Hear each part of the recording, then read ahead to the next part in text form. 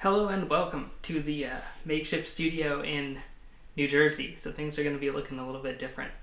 Today we're going to be talking about the Minolta AF Tele. This is the 38mm and 60mm twin lens version, not to be confused with the AF Tele Super, which is actually a more newer camera. Before we get to the on-site section of the video, I want to pull out a cheat sheet here and just kind of go through like the main specs of this little pocket shooter here. Autofocus, dual range with that standard and tele lens, programmed exposure. Any DX coded film will go to that designated ISO from 25 to 1600. Any non-coded film will be shot at ISO 100. That's kind of going to be an issue because this camera doesn't do any exposure compensation. There's no setting for that. Film advance and rewind is automatic. You have fill flash, and that's pretty much it. So super simple. You'll see the camera operation and everything in a bit. The photos are from an expired roll of Kodak Gold, so they were pretty underexposed when they got to the lab, so just be mindful of that. So now we're going to go on location and see how the camera handles. So I picked up this old Minolta AF Tele 3860. It's like a point and shoot that was created in the 1985 is when it was released. I'm not sure how new or old this model was or how long they produced it. There's really not a ton of information on this camera at all. Cool little find at a local camera shop. I think I overpaid for it. It's kind of in between, like you either find really cheap examples for like $10-$20 or like $100 to $200, but I feel like that's probably like way overpriced. Yeah, so what's interesting about this camera is its twin lens design.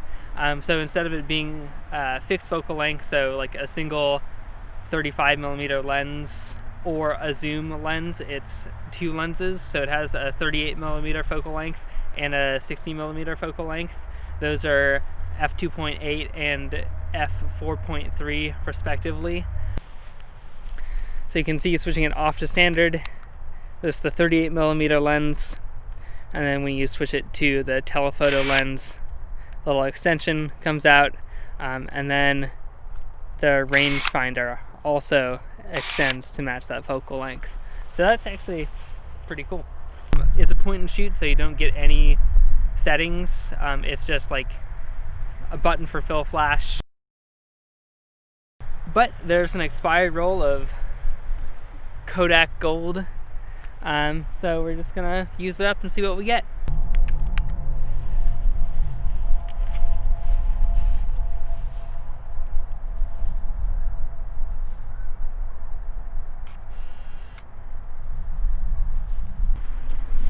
So here we are at the Princeton battlefield. Why there's, some stone columns in the middle of the field, who the hell knows? Is there a plaque? Probably. Will we read it? That's a good question. It's kind of cool though.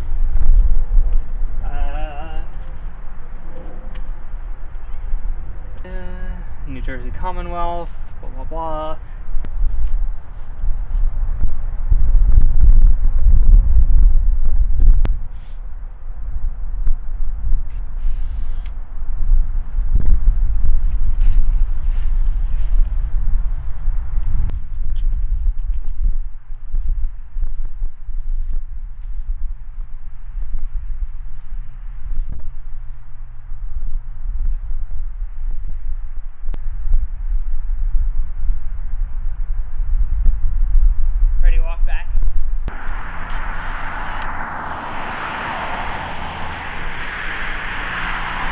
I love the old Subaru Outback.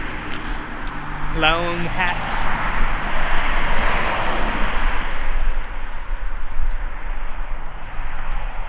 All right. Lucky.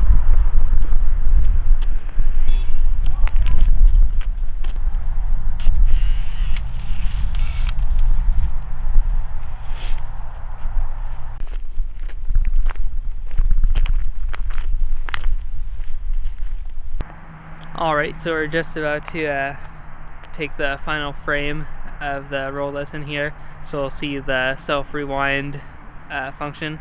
Hopefully it still works. There we go. So it's take like 26 seconds for a 24.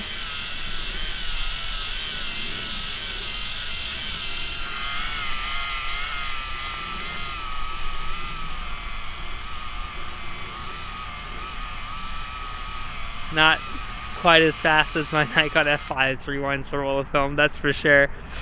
But let's see, and then we can just turn it off.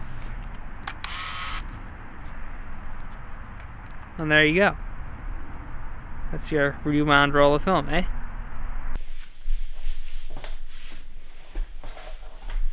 Alright, well here's some initial impressions from shooting that single roll with the AF Tele. Honestly, I'm pretty pleased. Shooting this after I had everything developed, I think that kind of $50 price point for the camera in the condition that it's in, since everything functions, it seems that the autofocus and exposure is pretty spot on, even with the expired film. So hopefully going forward, shooting some more rolls, I'll get a kind of better impression as to how the camera performs. I'm pretty happy with it, honestly, and I'm not saying that just because it's the camera that I bought and wound up with. It's small, fits in a pocket, and that's kind of what I was looking for. Like when I don't want to lug around my F5 and a big old honking lens to go shoot some film, it's just something that I can, you know, throw in my bag or around my neck and be on my merry way. And all that said, I think the 38mm focal length and 60 is kind of pretty perfect. I definitely see myself shooting more in that 38mm focal length, simply because that like 28 and 40 millimeters are where I like to do any of my like street shooting or like kind of walking around goes. So of course, as I shoot some film through the AF Tele, I'll keep you all updated on both social media, and I might do a follow-up video here and there. But if you're looking to pick up a pocket-sized camera from, you know, the 80s and such, then the AF Tele is probably not a bad route to go with. Of course, there's the Nikon One Touch, and that's a very similarly designed camera to the AF Tele. And then I believe there's also a Canon SureShot. Really, any point-and-shoot camera of similar vintage and good condition will probably give you similar results. So you can feel free to go to Minolta, Nikon, Canon, anything like that if you're looking for a similarly sized pocket point-and-shoot. Hopefully you guys enjoy this video. You can always follow me on my Instagram. That's going to be down below. Have a good one.